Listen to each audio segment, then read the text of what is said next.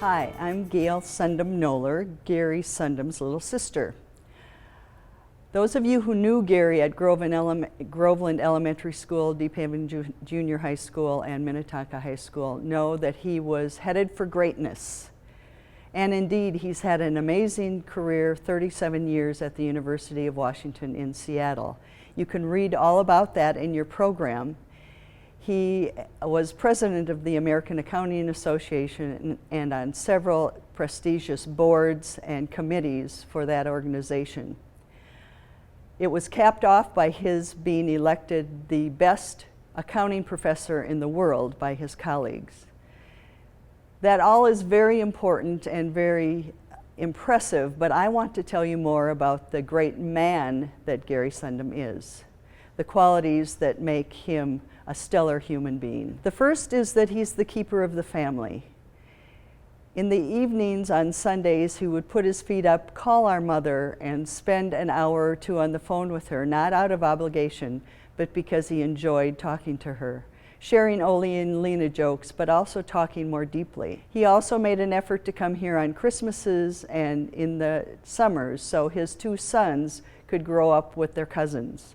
And in fact, 7 of the 8 cousins are here today. He has planned every year since our mother's death a sibling trip where the 3 of us and our spouses travel together to close and faraway places. Next year it will be Norway. He also is an excellent listener. He listens with an intensity that few have.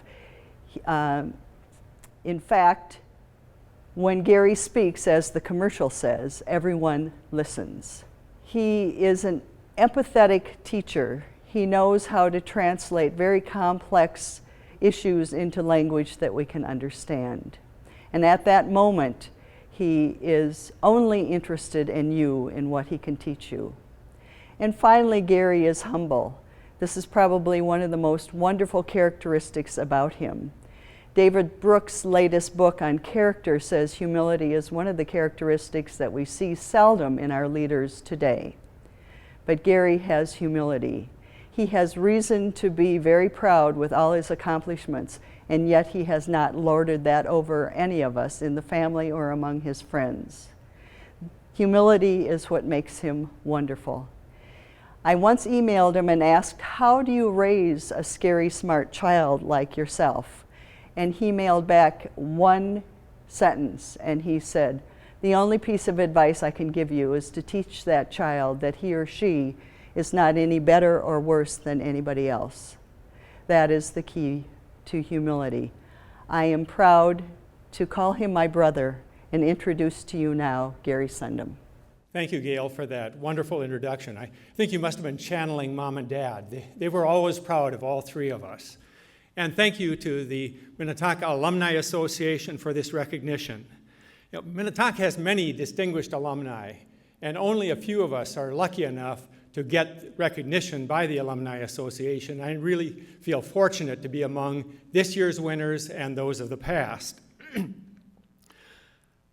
When I first heard about this award, I was deeply touched. I've had other awards, but I don't think any of them affected me as much as this one. My wife Liz will testify how deeply touched I was when I heard about it. And I'm really pleased to be back here to Minnetonka, to my roots, to Minnetonka High School, where so much of my career was based. The schools here really provided the foundation for any success that I've had. It started at Groveland Elementary with my 6th grade teacher, Gerald Newman, who taught me to aim high. And also at Groveland, the principal everybody loved, Harold Melby, had an influence, but most important, he opened the gym every Saturday morning during my years in Minnetonka for us to play basketball. And then at Deep Haven Junior High, probably the most influential on my life and career was Don Adamek. He convinced me to focus on mathematics and showed me career paths that were consistent with that. And I'm forever grateful to him for that.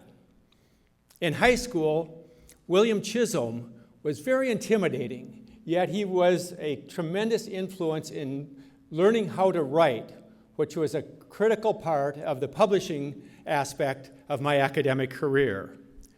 And of course, there were my coaches, Earl Christ, Bud Leak, Einar Anderson, Lou Morsteth, and others, who taught me many things, including that there are lessons to be learned in losing.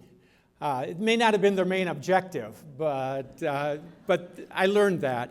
But there's also the special joy in the unexpected win.